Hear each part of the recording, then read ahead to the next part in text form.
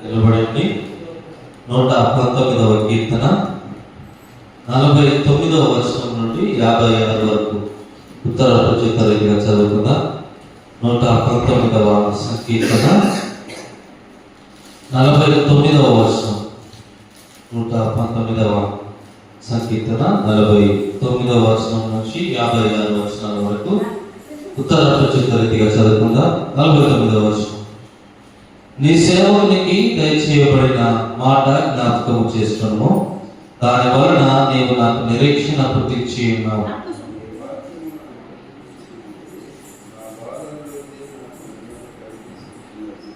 గర్విష్ఠులు నన్ను మిగుల అపహసించిరి, అయినను నీ ధర్మశాస్త్రం నుండి నేను తొలగకయున్నాను.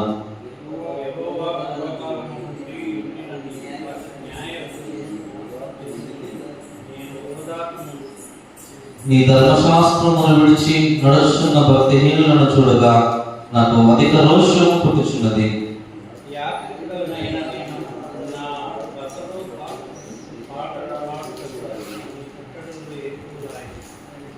యెహోవా, రాత్రి వేళ నీ నామమును స్మరణ చేయుచున్నాను, నీ ధర్మశాస్త్రమును అనుసరించి నడుచుకొనుచున్నాను. చివరి వచనం కలిసి చదువుకుందాం. నీ ఉపదేశం అనుసరించి నడుచుకొనుచున్నాను, ఇదే నాకు వరముగా దయచేయబడి ఉన్నది. పరిశుద్ధ వాక్యము ఉనికిలో దీవించబడగా దయచేస్తున్నాను. కూర్చున్నాం. కీర్తన పాడుకొని మాట్లాడుకున్నాం కదా. సియోను పాటలు సంతోషముగా పాడుచు సియోను వెళ్ళుదము. సియోను పాటలు సంతోషముగా పాడుచు సియోను వెళ్ళుదము.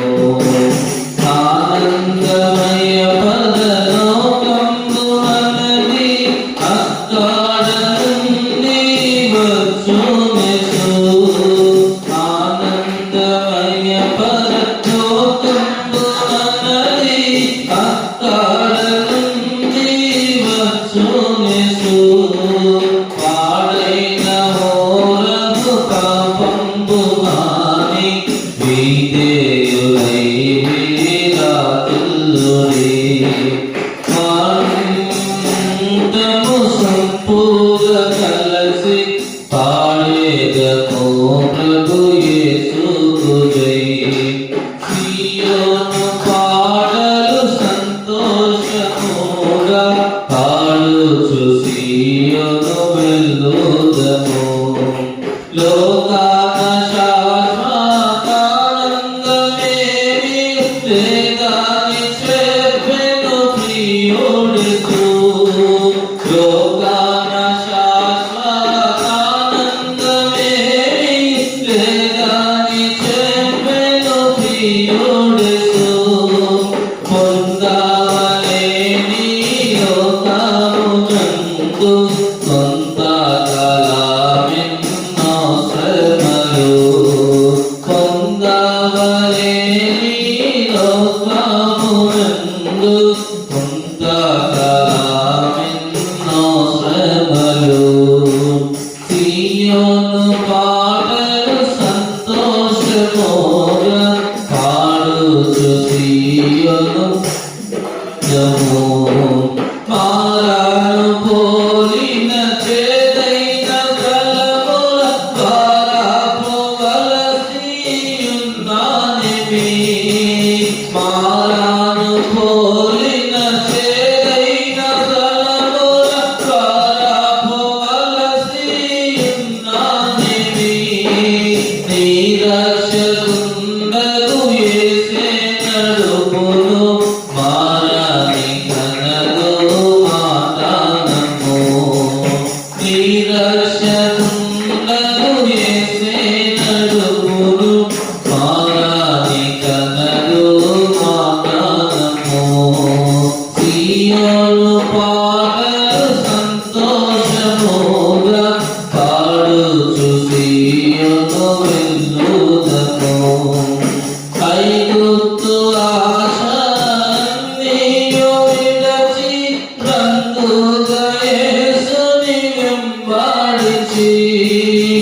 ఐగుప్తు ఆశలన్నీ విడచి రంగుగా యేసుని వెంబడించి పాడైన తోరలు పాపంబు మాని విధేయులై విరాజిల్లుడి. పామున్న కోరలు పాపంబు మాని విధేయులై విరాజిల్లుడి. సియోను పాటలు మోగాను చూసియును వెళ్ళుదను. ప్రార్థన పరిశుద్ధుడా, ప్రేమగల తండ్రి, జీవములకు స్తోత్రము చెల్లిస్తూ ఉన్నాం తండ్రి. మరే ఉదయకాలము తండ్రి నీ మందిరాలలో చేరి ప్రభా నేను స్తుతించి నిలపరచి అటు భాగ్యములు మా జీవితాలకు మీరు అనుగ్రహించారు. అందును బట్టి నీకు వందనాలు చెల్లిస్తూ ఉన్నాం. ఉదయకాల సమయంలో ప్రభా మరొకసారి నీ వాక్యం ధ్యానించడానికి సిద్ధపడుతూ ఉండగా మా హృదయాలను, మా అంతరంగములను, మా మనస్సులను నీ వాక్యం కొరకే సిద్ధపరచండి. మనసులో చాటును బలపరుచుకునండి. నీ వాక్యము ద్వారా నాతో మాతో మీరు మాట్లాడి నడిపించమని, నీ పరిశుద్ధాత్మ సహాయం మాకు దయచేసి నడిపించమని క్రీస్తు యేసు నామములో తండ్రి, ఆమేన్. హల్లెలూయా. 84వ కీర్తన మొదటి నుంచి చివరి వరకు సరే మాటలు చదువుకుందాం. 84వ సంకీర్తన మొదటి నుంచి చివరి వరకు చదవగలిగిన వారు మాటలు చదవలసిందిగా మనం చేస్తున్న 84వ సంకీర్తన.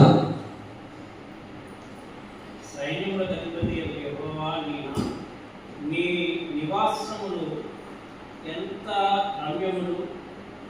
యెహోవా మందిరావరణములను చూడవలనని నా ప్రాణం ఎంతో ఆశపడుతున్నది, అది సమసిల్లుతున్నది. జీవము గల దేవుని దర్శించుటకు నా హృదయమును నా శరీరమును ఆనందముతో కేకలు వేయుచున్నది. సైన్యములకు అధిపతి యెహోవా, నా రాజా, నా దేవా, నీ బలిపీఠమునొద్దనే పిచ్చుకలకు నివాసము దొరికెను. పిల్లలు పెట్టుటకు వానకోవెలకు గూటి స్థలము దొరికెను. నీ మందిరమునందు నివసించు వారు ధన్యులు, వారు నిత్యము నిన్ను స్తుతించుదురు. నీ వలన బలమునందు మనుషులు ధన్యులు, యాత్ర చేయు మార్గములు వారికి అతి ప్రియములు. వారు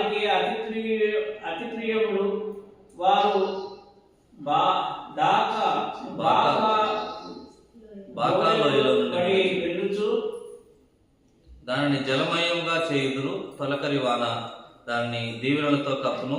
వారు నానాటికి బలాభివృద్ధి నొందుచు ప్రయాణము చేయుదురు. వారిలో ప్రతి వాడును సీయోనులో దేవుని సన్నిధిని కనబడును. యెహోవా సైన్యములకు అధిపతి దేవా, నా ప్రార్థన ఆలకింపుము. యాకోబు దేవా, చెవియొగ్గుము. దేవా, మా కేడమ దృష్టించుము. నీవు అభిషేకించిన వాని ముఖమును లక్ష్యముము. నీ ఆవరణములో ఒక దినము గడుపుట 1000 దినముల కంటే శ్రేష్టము. భక్తిహీనుల గుడారములో నివసించుట కంటే నీ మందిర ద్వారమునొద్ద నాకు ఇష్టము. దేవుడైన యెహోవా సూర్యుడును కేడమునై ఉన్నాడు. యెహోవా కృపయు ఘనతయు అనుగ్రహించును. యథార్థంగా ప్రవర్తించు వారికి ఆయన ఏ మేలును చేయకుమాండు. సైన్యములకు అధిపతి యెహోవా, నీ యందు నమ్మకించువారు ధన్యులు. హల్లెలూయా. పరిశుద్ధ వాక్యమును ఇంటిలో దీవించుకొనగా అందరూ మన చేతిలో ఉన్న పరిశుద్ధ గ్రంథాలు ఎత్తి పట్టుకొని, నీ వాక్యము నా పాదములకు దీపము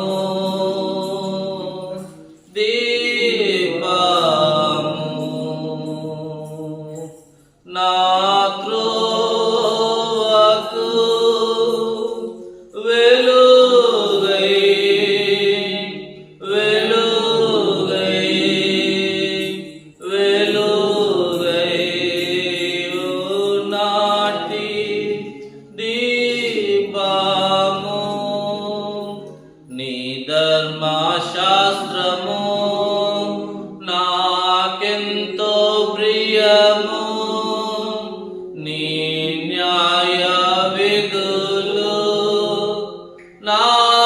నాకాహారం.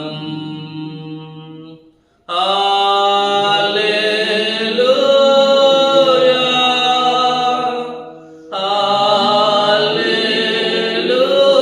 హల్లెలూయా. నాదుడేసుకు క్రీస్తు రాజుకు హల్లెలూయా. నాదుడేసుకు క్రీస్తు రాజుకు హల్లెలూయా. హల్లెలూయా. దేవుని పరిశుద్ధ నామానికి మహిమ కలుగును గాక.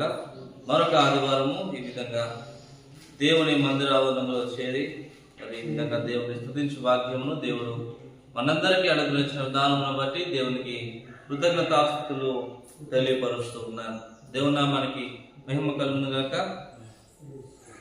84వ కీర్తన మనము చదువుగా విన్నాం. 84వ కీర్తనను మనం ఒకసారి చూస్తే పైన ఉన్నటువంటి వచనాన్ని చూస్తే 84 పైన కోరహు కుమారుల కీర్తన అనే మాట రాయబడింది. హల్లెలూయా. 84వ కీర్తన పై భాగంలో చూస్తే కోరహు కుమారులను గురించి రాయబడింది. అయితే ఈరోజు పరిచయంగా అసలు ఈ కోరహు కుమారులు ఎవరు, అసలు కోరహు అంటే ఎవరు అనేటువంటి విషయాన్ని కొద్ది నిమిషాలు మనం ఆలోచన చేస్తే సంఖ్యాకాండంలో రాయబడింది 16వ వచనము మొదటి వచనంలో రాయబడింది. కోరహు ఎవరు అంటే ఇతడు లేవి వంశానికి చెందినటువంటి వ్యక్తి, అంటే సేవకుల యొక్క కుటుంబానికి చెందినటువంటి వ్యక్తి. అతని యొక్క జీవితాన్ని గురించి కూడా రాయబడింది. కహతుకు మనవడు, ఇస్హారుకు కుమారుడు అనేటువంటి విషయము ఈ సంఖ్యాకాండము 16వ అధ్యాయము మొదటి వచనంలో రాయబడింది. అయితే ఈ కోరహు ఎవరు అంటే కోరహు యొక్క స్నేహితులు ఎటువంటి వారు అంటే దుష్టత్రయము బైబిల్లో రాయబడింది. హల్లెలూయా. ఎందుకు దుష్టత్రయము అంటే దాతాను అబీరాము ఇతని యొక్క స్నేహితులు అనేటువంటి విషయాన్ని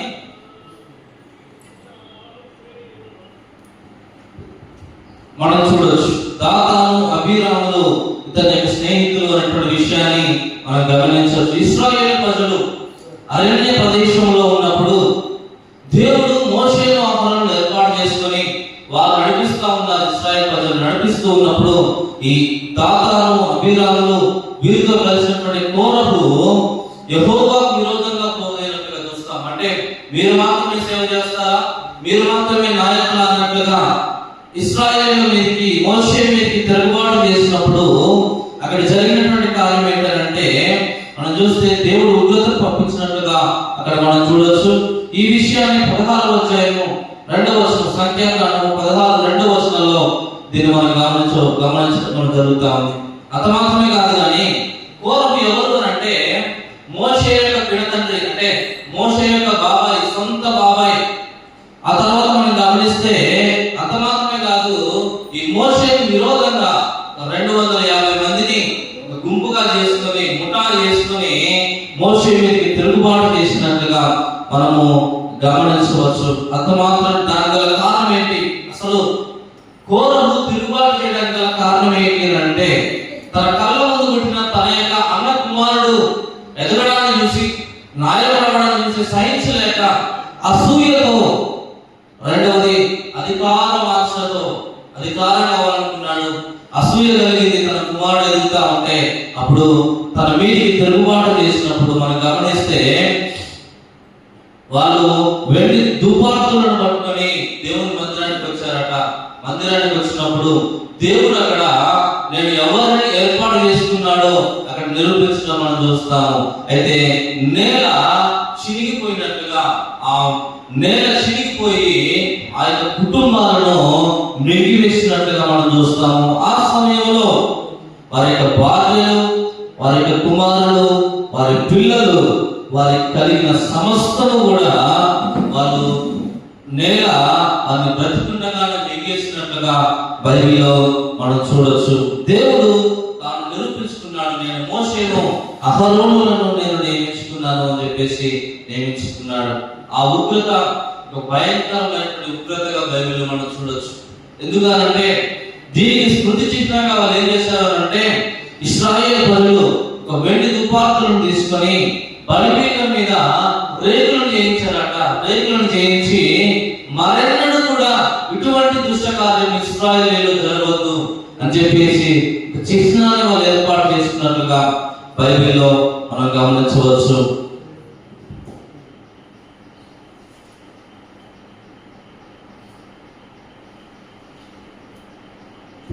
హల్లెలూయా.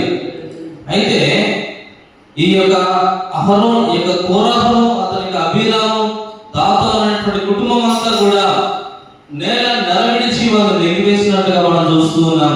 అయితే ఆశాజనకమైనటువంటి విషయం ఏంటంటే అతని కుమారుల్లో కొంతమంది అక్కడ లేరు. హల్లెలూయా. అతని కుమారుల్లో, కోరహు యొక్క కుమారుల్లో కొంతమంది అక్కడ లేరు అనేటువంటి విషయాన్ని మనం చూడొచ్చు. సంఖ్యాకాండము 26వ అధ్యాయం 11వ వచనం ఒకసారి చదువుదాం. సంఖ్యాకాండము 26వ వచనము 11వ వచనం. 26వ అధ్యాయము 11వ వచనం. నేను నిన్ను మిక్కిలి ఘనపరచెదనని 26 సంఖ్యాకాండము 26వ అధ్యాయము 11వ వచనం.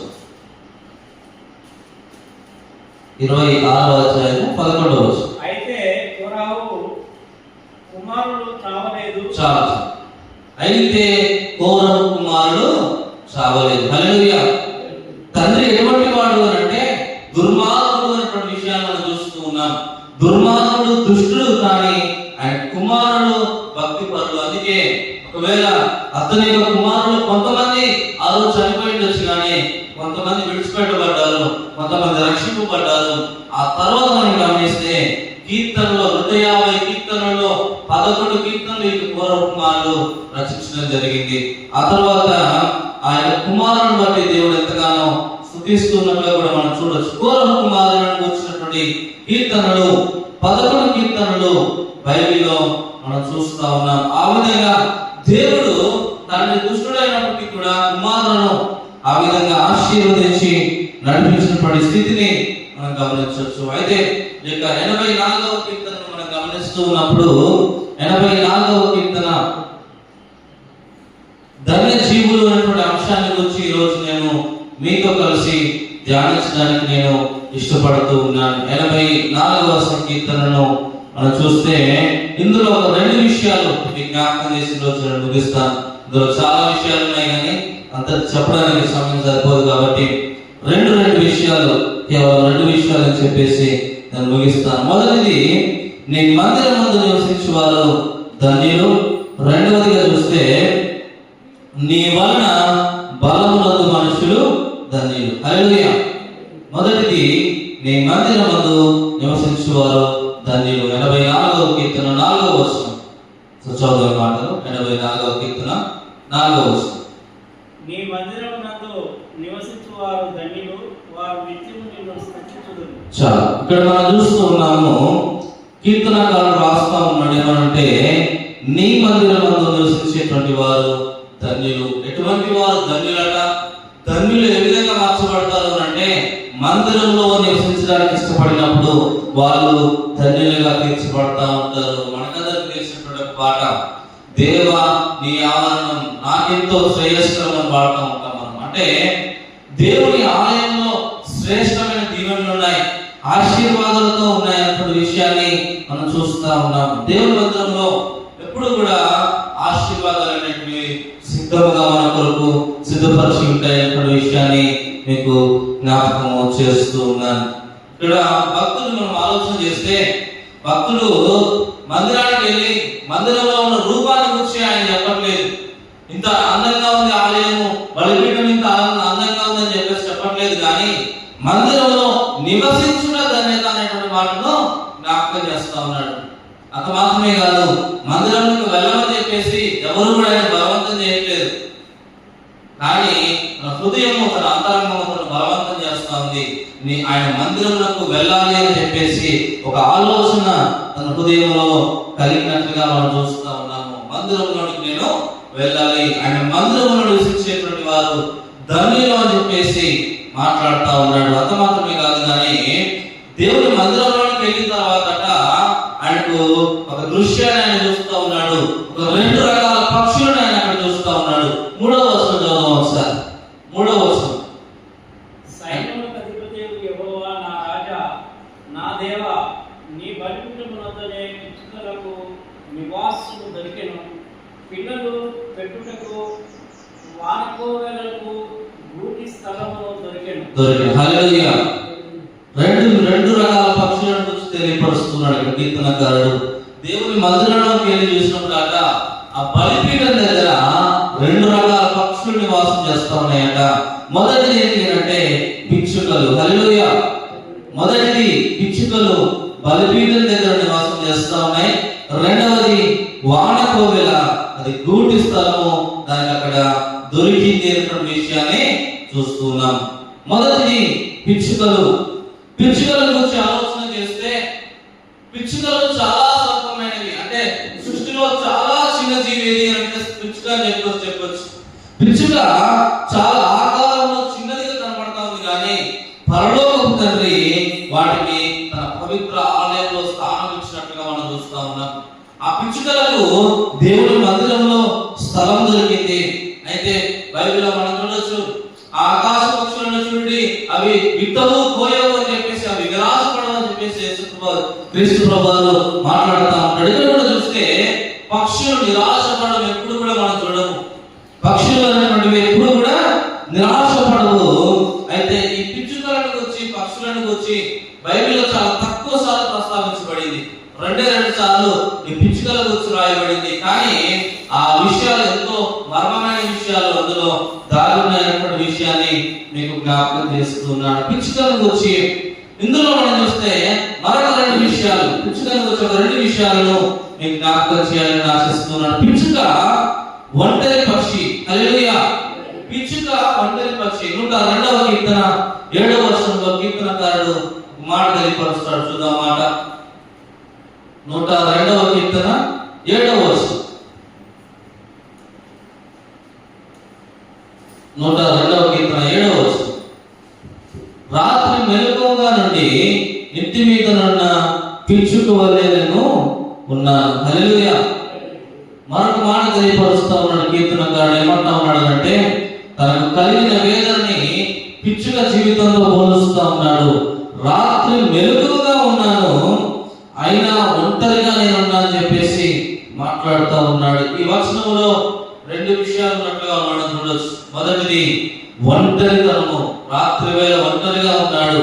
రెండవది అంధకారం గుండా వెళ్తా ఉన్నాడు, కష్టము గుండా, ప్రయాసము గుండా ఆ వ్యక్తి జీవితము వెళ్ళిపోతూ ఉన్నట్లుగా మనం చూస్తున్నాం. మానవుడు ఎప్పుడు కూడా ఒంటరితనాన్ని భరించలేడు, ఒంటరిగా ఉండలేడు. ఒంటరిగా మనుషులు లేకుండా జీవించడానికి ఎప్పుడు కూడా ఇష్టపడరు. జీవించడానికి కూడా అది అసాధ్యం కాదు. ఒక మనిషిని ఎవరు గదిలో వేసి తాళం వేస్తారట, ఆ వ్యక్తి పిచ్చోడు అయిపోతారట. ఆ విధంగా ఒంటరితనాన్ని భరించలేడు. రెండవది నిరంతరం కష్టాలు ఉంటే కూడా ఆ కష్టాన్ని కూడా అనుభవించడానికి ఈ వ్యక్తి ఇష్టపడడు. అదే విధంగా ఇక భక్తుడు కూడా రాస్తా ఉన్నాడు, తన యొక్క జీవితాన్ని గురించి తెలియపరుస్తా ఉన్నాడు. 102వ కీర్తన 10వ వచనంలో కూడా చూస్తే పైన రాయబడినటువంటి హెడ్లైన్ చూస్తే, దుఃఖము చేత ప్రయాణం సొక్కిన వాడు యెహోవా సన్నిధిని పెట్టిన మొర అనేటువంటి మాట చూస్తున్నాం. అంటే తన జీవితంలో ప్రయాసం గుండా, కష్టం గుండా, కన్నీళ్ళ గుండా వెళ్తూ ఉన్నప్పుడు ఈ మాట రాస్తూ ఉన్నాడు. రాత్రి మెలకువగా ఉండి ఇంటి మీద ఉన్న పిచ్చుకను, నేను ఒంటరిగా ఉన్న పిచ్చుకను అని చెప్పేసి మాట్లాడుతూ ఉన్నాడు. మానవుడు ఒంటరిగా ఉండడానికి ఇష్టపడడు, అంధకారంగా వెళ్ళడానికి ఇష్టపడడు. కానీ ఈ పిచ్చుక రెండింటిని ఏకకాలంలో వెళ్తుందట. ఈ పిచ్చుక ఎప్పుడు కూడా జంటగా ఉండడం మనం చూడలేము. అంటే ఎక్కువగా ఒంటరిగా ఉండడానికి ఇష్టపడతా ఉంటుంది. ఒకే ఒక తాను ఒంటరిగా ఉండడానికి ఇక పిచ్చుక అనేటువంటిది ఇష్టపడుతుంది అనేటువంటి విషయాన్ని మీకు జ్ఞాపకం చేస్తున్నాను. అంత మాత్రమే కాదు, ఈ భక్తులు ఆ బలిపీఠంలో వెళ్ళి చూసినప్పుడు ఆ పిచ్చుక కేవలం ఒంటరి పక్షిగా ఉన్నది. దానికి జెండ లేదు, నీడ లేదు, లేకపోతే తనతో మాట్లాడేటువంటి వారు లేదు, తనకు గూడు లేదు, అక్కడ తనకు ఇల్లు లేదు. కానీ ఆ పిచ్చుక అక్కడ నివాసం చేస్తా ఉంది. దేవుడి బలిపీఠం యొక్క అది నివాసం చేస్తా ఉంది అనేటువంటి విషయాన్ని మనము చూస్తున్నాము. హల్లెలూయా. మనుషులు ఒకవేళ దాన్ని ఎవరు కూడా ఆదరించకపోవచ్చు, దాన్ని ఎవరు కూడా దగ్గర తీసుకోలేకపోవచ్చు, దానికి గూడు అది ఏర్పాటు చేసుకోలేని స్థితిలో అది ఉండొచ్చు. కానీ దేవుడు ఆ పిచ్చుక కొరకు ఆయన నివాస స్థలమును ఆయన మందిరంలో ఏర్పాటు చేసినట్టుగా మనం చూస్తున్నాం. హల్లెలూయా. ఈ పిచ్చుక దేనికి సాదృశ్యం అంటే బలహీనుడైన విశ్వాసులకు సూచనగా ఉన్నది. బలహీనుడైనటువంటి వారి విశ్వాసుల కొరకు దేవుడు ఎవరి కోసం చూస్తా ఉన్నాడంటే బలహీనుడైనటువంటి వారి కొరకు ఆయన చూస్తా ఉన్నాడు. బలహీనుడైనటువంటి వారి కొరకు ఆయన మందిరమును తెరిచి ఉన్నాడు అన్నటువంటి విషయాన్ని మీకు జ్ఞాపకం చేస్తూ ఉన్నాడు. దేవుడు బలహీనుల పట్ల కృపను చూపించేటువంటి దేవుడు. బైబిల్లో రాయబడింది, గర్విష్ఠులను ఎదిరించి దీనులను కృప చూపుతాడు. ఆయన ఎవరైతే తగ్గించుకుంటారో, తను తాను తగ్గించుకుంటారో, బలహీన స్థితిలో ఒకవేళ ఉన్నప్పటికీ కూడా నిన్ను ఆదరించేటువంటి వాడు, బలహీనతల్లో మనల్ని దిక్కు దేవుడు అనేటువంటి విషయాన్ని మీకు జ్ఞాపకం చేస్తున్నాడు. పిచ్చుక ఒక ఒంటరి పక్షిగా ఉంటా ఉన్నది. ఆ పిచ్చుకకు దేవుడు ఆశ్రయాన్ని కల్పించాడు. రెండవది ఏంటి అంటే పిచ్చుక విలువలేని పక్షి. హల్లెలూయా. పిచ్చుక ఎటువంటిది అంటే ఒక విలువలేని పక్షిగా మనం చూస్తూ ఉన్నాం. రెండవది విలువలేని పక్షి. మత్తయి సువార్త 10వ అధ్యాయము 29వ వచనం చూస్తే యేసు ప్రభువు సందర్భాన్ని గురించి చెప్తూ, ఆలయంలోకి వెళ్ళేటప్పుడు మీరు పిచ్చుకలను బలివ్వండి, అయితే 2 కాసులకు 2 పక్షులు 2 పిచ్చుకలు మీకు దొరుకుతాయి. అదేవిధంగా లూకా సువార్త 12వ అధ్యాయము 6వ వచనం చూస్తే మరొక మాట తెలియపరుస్తాడు. 4 కాసులకు 5 పిచ్చుకలు అక్కడ మందిరంలో దొరుకుతున్నాయని చెప్పేసి మాట్లాడుతూ ఉన్నాడు. హల్లెలూయా. 2 రకాల విషయాలు తెలియపరుస్తూ ఉన్నాడు. ఏంటి అంటే మన భాషలో చెప్పాలంటే 2 రూపాయలు ఇచ్చి 2 పిచ్చుకలను మీరు కొనుక్కోవచ్చు. రెండవది ఏంటి అంటే 4 రూపాయలు ఇచ్చి 5 పిచ్చుకలను మీరు తీసుకోవచ్చు. హల్లెలూయా. దీంట్లో మనం గ్రహించవలసినటువంటి విషయం ఏంటంటే 2 రూపాయలకు 2 పక్షులు ఇచ్చినప్పుడు 4 రూపాయలకు కూడా 4 పక్షులే రావాలి. కానీ ఇక్కడ యేసు ప్రభువు అంటూ ఉన్నాడు 5 పిచ్చుకలు దొరుకుతున్నాయని మాట్లాడుతూ ఉన్నాడు. కారణం ఏంటి అంటే 5వది ఉచితంగా ఇస్తూ ఉన్నారు. హల్లెలూయా. 5వది ఉచితంగా ఇచ్చేస్తా ఉన్నారు. మీరు 4 రూపాయలు పెట్టి 4 పిచ్చుకలు ఉన్నారు కాబట్టి 5వది కూడా మీకు ఫ్రీగా వస్తుంది. అంటే కొసలు వస్తా ఉంది. హల్లెలూయా. కొసలు అంటే నాకు అవసరం లేదు కాబట్టి దాన్ని ఫ్రీగా ఇచ్చేస్తా ఉన్నాను. నా దగ్గర అది ఉన్నా నాకు విలువ లేదు, దానివల్ల నాకు ఉపయోగం లేదు కాబట్టి దాన్ని ఫ్రీగా ఇచ్చేస్తా ఉన్నాను. ఈ పిచ్చుక కూడా ఒక విలువ లేని పక్షిగా మన బైబిల్లో మనం చూడొచ్చు. హల్లెలూయా. ఒక విలువ లేని జీవితాన్ని ఒక విలువ లేని పక్షిగా బైబిల్లో మనం చూస్తా ఉన్నాము. అయితే ఈ విలువ లేని జీవితానికి ఆయన మందిరంలో పవిత్రమైన స్థలంలో దానికి స్థానం దొరికింది. హల్లెలూయా. పవిత్రమైన పరిశుద్ధ స్థలంలో ఈ పిచ్చుకకు స్థానం దొరికింది. ఈరోజు నీవు నేను కూడా క్రీస్తుని అంగీకరించక ముందు విలువలేనటువంటి వారమే. కానీ దేవుడు మన విలువైన రక్తాన్ని మన కొరకు చిందించి ఆయన విలువగా మనం చేశాడు. ఆయన హల్లెలూయా. విలువగా ఆయన మనం మార్చాడు. ఒకవేళ మనం బలహీనతలు ఉండొచ్చు, మనకు ఆరోగ్యపరంగా కావచ్చు, అన్ని విషయాలు మనం బలహీనంగా ఉండొచ్చు, కానీ దేవుడు ఆయన బలాన్ని మనకిచ్చి మనల్ని బలవంతులుగా చేస్తాడు. హల్లెలూయా. ఈ పిచ్చుక బలహీనమైనది, ఒంటరిది, విలువ లేని పక్షి, కానీ దాన్ని విలువ కలిగినటువంటి జీవితంగా ఆ పిచ్చుకను మార్చినట్లుగా బైబిల్లో మనం చూస్తా ఉన్నాం. మొదటిది పిచ్చుకల గురించి మాట్లాడుతూ ఉన్నాడు. రెండవది వానకోవెల. హల్లెలూయా. రెండవది వానకోవెలను గురించి కూడా మాట్లాడుతూ ఉన్నాడు. అయితే ఇంతకుముందు మనం చెప్పుకున్నట్లు పిచ్చుక ఒంటరిగా ఉంటది, కానీ ఈ యొక్క వానకోవెల కూడా మనం చూస్తే దీని కూడా ఒక బలహీనమైన జీవితాన్ని కలిగి ఉంటా ఉంది. పిచ్చుక కూడా, ఈ వానకోవెల కూడా పిచ్చుక మాదిరిగానే ఒక బలహీనమైనటువంటి జీవితాన్ని ఇది కలిగి ఉంటా ఉన్నటువంటి విషయాన్ని మనం చూడొచ్చు. ఏ విధంగా మనం చూడొచ్చు అంటే బైబిల్లో రాయబడింది 84వ కీర్తనలో కూడా చూస్తే అక్కడ రాయబడినటువంటి మాట చూస్తాం. ఒకసారి 3వ వచనం చూస్తే, పిల్లలు పెట్టుటకు వానకోవెలకు గూటి స్థలము దొరికిన. హల్లెలూయా. పిల్లలు పెట్టడానికి అంటే ఈ యొక్క వానకోవెల నిన్న మొన్న వచ్చి మందిరంలో లేదు, కానీ కొన్ని హల్లెలూయా. కొన్ని దినాల నుంచి ఆ మందిరంలో అది నివాసము చేస్తూ ఉన్నది. అందుకే కీర్తనకారుడు 26వ కీర్తన 6వ వచనంలో అంటాడు, అందుకే ఈ వానకోవిల గురించి మాట్లాడుతూ అంటూ ఉన్నాడు, వానకోవిల జీవితాన్ని మనం ఆలోచన చేస్తే అదేమి ఒక సుందరమైనటువంటి రంగులు అనేది కలిగి ఉండదు. చూడడానికి నల్లగా, రూపంలో నల్లగా ఉన్నది.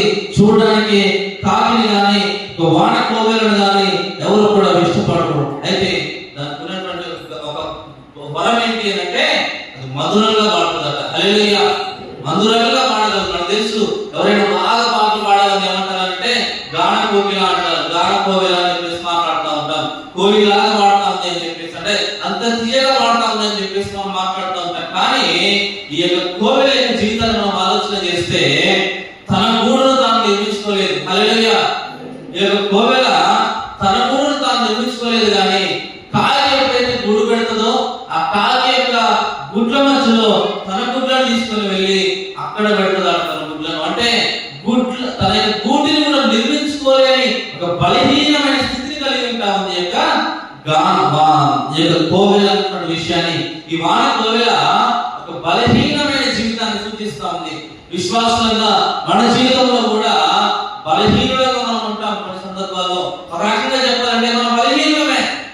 మన ఆరోగ్యపరంగా కావచ్చు, లేకపోతే అన్ని రకాల వస్తువులను గమనించుకుంటే మనకు అనిపిస్తూ ఉంటుంది, నేను కూడా ఏమి చాతగాను అని, ఏమి చేయలేదనేటువంటి స్థితిలో మనం ఉంటాం. కానీ దేవుడు చెప్తా ఉన్నాడు, దేవుడు అక్కడ ఆ వాన కోవెలకు ఆయన తన బలిపీఠం వద్ద తన స్థితిని కల్పించినట్లుగా మనం చూస్తా ఉన్నాం. బలిపీఠం దగ్గర దానికి స్థలము దొరికెను. హల్లెలూయా.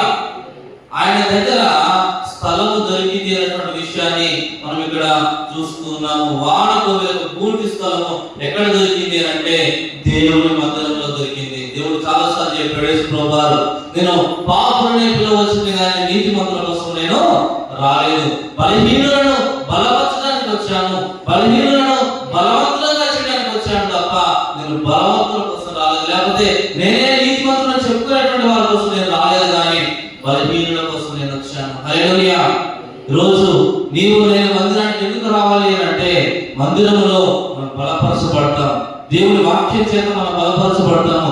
దేవుని మందిరంలో జీవించేటువంటి వారికి ధన్యతను అనుగ్రహిస్తూ ఉన్నాడు. నీ మందిరం ఎదురు నివసించిన నాకు అది గొప్ప ధన్యత అని చెప్పేసి ఇక్కడ కీర్తనకారుడు మాట్లాడడము మనం చూస్తా ఉన్నాం. అంత మాత్రమే కాదు, ఈ యొక్క కీర్తనకారుడు యెహోవా బలిపీఠం చుట్టూ ప్రదక్షిణము చేస్తా ఉన్నానని చెప్పేసి దావీదు కూడా మాట్లాడుతూ ఉన్నాడు. ఏమంటాడంటే నేను బలిపీఠం చుట్టూ ప్రదక్షిణ చేస్తా ఉన్నాను. ఇక్కడ కూడా 84వ కీర్తనలో కూడా అదే మాట రాస్తా ఉంటాడు.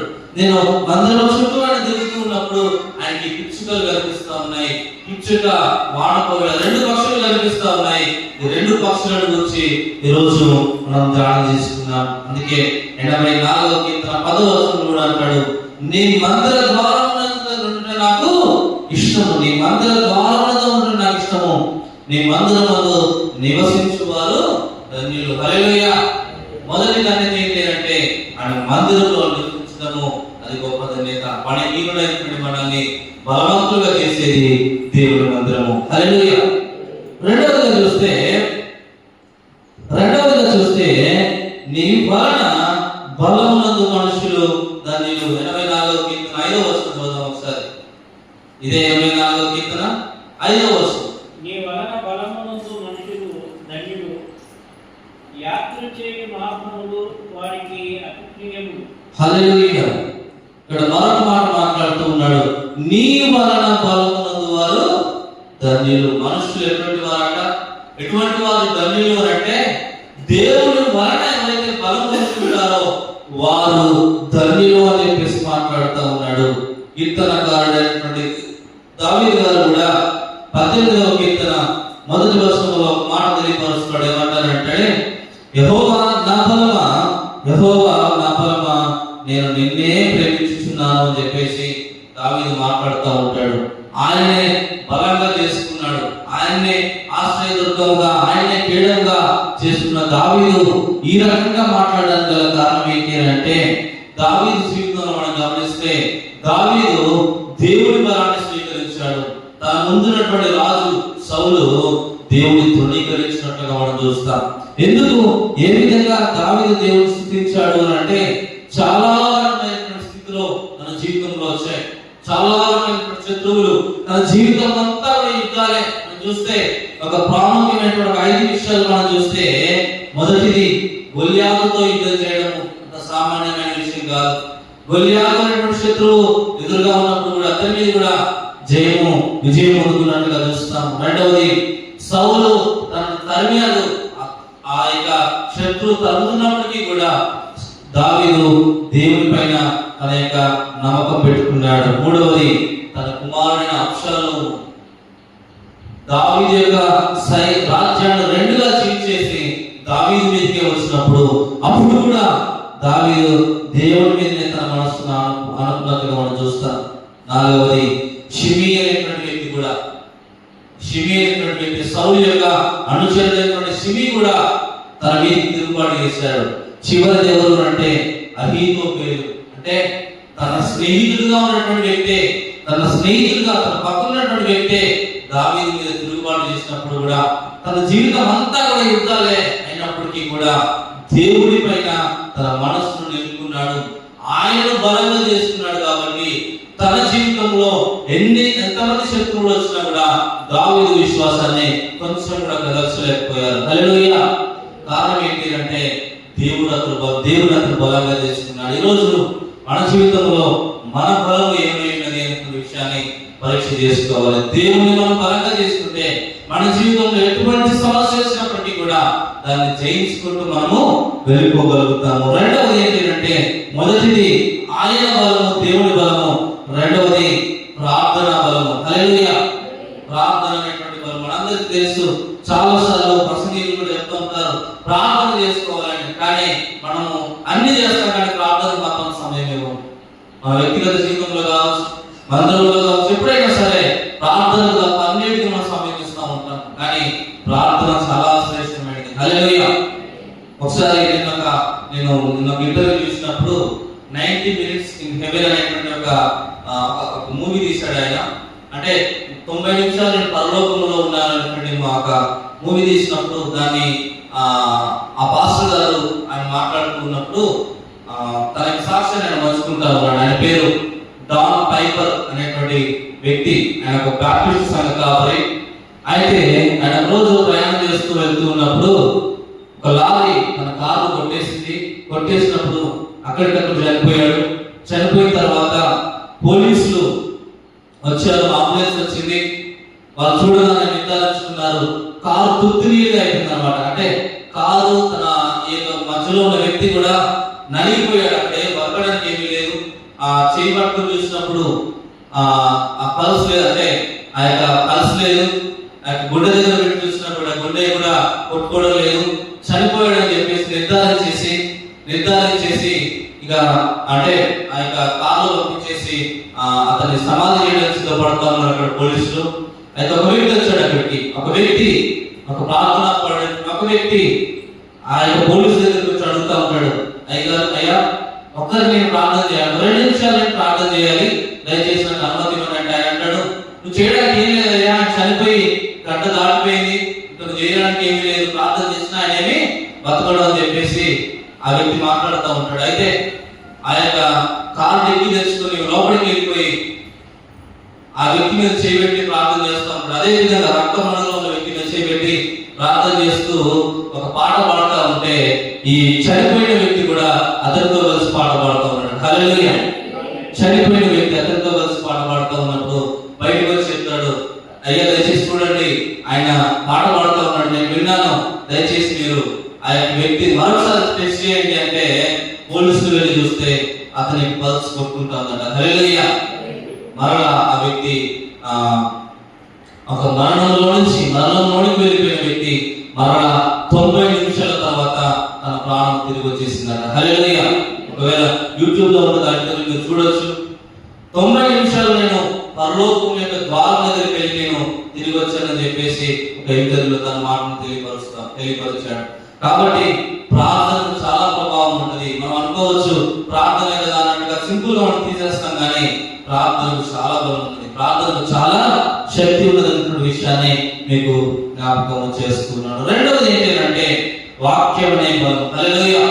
మొదటిది దేవుడు మన బలము, రెండవది ప్రార్థన బలము, మూడవది వాక్యం అనే బలము. హల్లెలూయా. వాక్యాన్ని దేవుడు దేనితో పోల్చాడు అంటే ఒక బలమైన ఆహారంతో పోల్చాడు, పాలతో పోల్చాడు, రొట్టెతో పోల్చాడు, అదేవిధంగా మాంసంతో, జుంటి తేనె దారులతో పోల్చాడు. ఎందుకంటే అంత బలమైన ఆహారము ఈ యొక్క వాక్యం అనేటువంటి విషయాన్ని మనం జ్ఞాపకం చేసుకోవచ్చు. హల్లెలూయా. అంత బలమైన ఆహారాన్ని మనం కలిగి ఉంటాము. ఒకవేళ భౌతికంగా అవి బలమైన ఆహారాలు కావచ్చు, కానీ ఒకవేళ అవి ఎంత తిన్నా కూడా కొంతమంది బలహీనంగానే ఉండవచ్చు, కానీ ఈ ఆత్మీయ ఆహారమును, వాక్యం అనే ఆహారం ఎవరైతే భుజిస్తారో వారి జీవితంలో గొప్ప మార్పులు, గొప్ప బలాన్ని వాళ్ళు పొందుకుంటారు. మానసికంగా కావచ్చు, అన్ని రకాలుగా మన యొక్క మనస్సును దృఢపరుచుకొని ముందుకు వెళ్ళిపోయేటువంటి వాక్యము దేవుడు వాక్యం ద్వారా మన కొరకు సిద్ధపరుస్తూ ఉన్నాడు. హల్లెలూయా.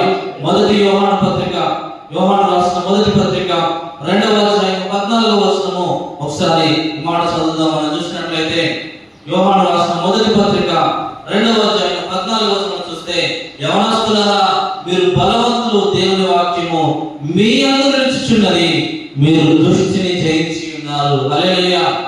ఇక్కడ చెప్తా ఉన్నాడు, మీరు దుష్టుని జయించి ఉన్నారు. ఎందుకు తెలుసా? దుష్టుని ఏ విధంగా జయించగలుగుతామంటే దేవుని వాక్యం హృదయంలో ఉండాలి. వాక్యం హృదయంలో ఉన్నప్పుడు నీవు ఎటువంటి దుష్ట కార్యమైనా జయించి ముందుకి వెళ్ళిపోతావు అనేటువంటి మాటను యోహాను భక్తుడు తెలియపరిచినట్లుగా మనం చూస్తా ఉన్నాం. మీకా గ్రంథము 6వ అధ్యాయము 14వ వచనంలో కూడా చూస్తే, నీవు భోజనము చేసినను నీకు తృప్తి కాలేదు అంటాడు. అక్కడ మీకా ప్రవక్త అంటాడు, నీవు భోజనం చేసినప్పుడు నీకు తృప్తి కాలేదు. ఎందుకు తెలుసా? నీ జీవితంలో వాక్యం లేదు.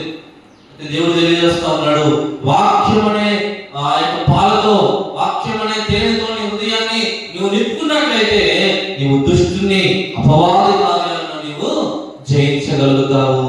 వాక్యం అనేటువంటి బలము. 3 రకాల బలాలను మనం చూసాము. మొదటిది దేవుడిచ్చేటువంటి బలము, రెండవది ప్రార్థన బలము, చివరిది వాక్యం అనేటువంటి బలము. బలము పొందినటువంటి వారి జీవితంలో వచ్చే వాక్యాన్ని మనం ఆలోచన చేస్తే 86వ కీర్తన 84వ కీర్తన 6వ వచనం చివరికి వచ్చేస్తాం. మనం ముగింపులోకి వచ్చేస్తాం. చివరి మాట చదువుకొని ముగిస్తాం. వారు బాకాలోయలో పడి వెలుచు దాన్ని జలమయంగా చేయుదురు, తొలకరి వాన వారిని దానిని దీవెనలతో కప్పున. హల్లెలూయా. బాకాలోయ అనేటువంటి మాట మనం చూస్తున్నాం.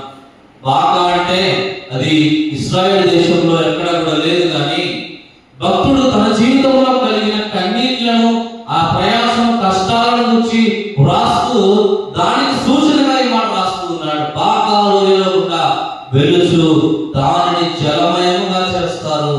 దాని అర్థం ఏంటంటే, నేను కష్టాలలో వెళ్తూ ఉన్నాను, అయితే ఒకవేళ వెళ్తూ ఉన్నాను, అయితే వెళ్ళి కొంచెం దూరం వెళ్ళి తిరిగి చూసుకున్నప్పుడు నా వెనుక ఉన్నటువంటి ఆ లోయ మరలా నాకు కనిపించలేదు. అంటే నేను కష్టంగా ఉంది అని చెప్పేసి కష్టంలో నుండి వెళ్ళిపోయాను. ఆ కష్టం నుంచి బయటకు వెళ్ళిన తర్వాత మరలా చూస్తే నా వెనుక ఆ కష్టం మరలా నాకు కనిపించలేదు. హల్లెలూయా. ఆ కష్టం మరలా నాకు కనపడలేదు. అది జలమయమైపోయింది. లోయ కనపడకుండా దేవుడు దాన్ని జలమయంగా చేశాడు. అంటే అది మరణం కూడా ఉండకుండా దాన్ని దేవుడు తీసేస్తాడు. అది బాకాలోయను జలమయంగా మీరు చేయుదురు. మరొక మాట కింద రాస్తూ ఉన్నాడు, యాత్ర చేయము 84వ కీర్తన మనం చూస్తే, తొలకరి వాన వారిని దీవెనలతో కప్పును. హల్లెలూయా. దేవుడు చెప్తా ఉన్నాడు, మీరు మీ కష్టాలను మరణాలను కూడా చూడరు, దాన్ని దేవుడు జలమయంగా చేయబోతా ఉన్నాడు. రెండవది తొలకరి వానతో దేవుడు వారిని దీవెనలతో నింపబోతా ఉన్నాడు అన్న విషయాన్ని జ్ఞాపకము చేస్తున్నాడు. తొలకరి వాన పరిశుద్ధాత్మకు సూచనగా ఉంటుంది. ఈరోజు మన జీవితంలో కూడా దేవుడు తన పరిశుద్ధాత్మను మన మీద కుమరించాలని ఇష్టపడతా ఉన్నాడు. అయితే మన జీవితము ఏ విధంగా మనం పరీక్ష చేసుకుందాం. 2 విషయాలు మనం ఈరోజు మనం చూస్తాం. మొదటిది, దేవుడు మందిరంలో ఉండేటువంటి వారికి దేవుడు ధన్యులుగా తీరుస్తా ఉన్నాడు. రెండవది, ఆయన బలం పొందుకున్నటువంటి వారు ధన్యులు. హల్లెలూయా. కళ్ళు మూసుకుందాం, ప్రార్థన చేసుకుందాం. విన్న వాక్యాన్ని బట్టి మనం దేవుడు ఈరోజు పిచ్చిక దూరాలని మనతో మాట్లాడాడు. పిచ్చిక బలహీనమైన పక్షి, కానీ ఆ పిచ్చుకకు బలపీఠం దగ్గర మందిరంలో స్థానం దొరికింది. వానకోవెల బలహీనమైన పక్షి, కానీ ఆ వానకోవెలకు కూడా దేవుడి మందిరంలో స్థానం దొరికింది. ఈరోజు మన జీవితంలో దేవుని మందిరానికి, దేవుని ఆలయానికి మనం ఎంత సమయం ఇస్తా ఉన్నాం? కొద్ది నిమిషాలు గమనించడంలో పశ్చాత్తాపడుతూ మనల్ని మనం సరి చేసుకుంటూ వీళ్ళ వాక్యాన్ని బట్టి మనం సరి చేసుకుందాం. అయ్యా, నేను బలహీనుని ప్రభువా,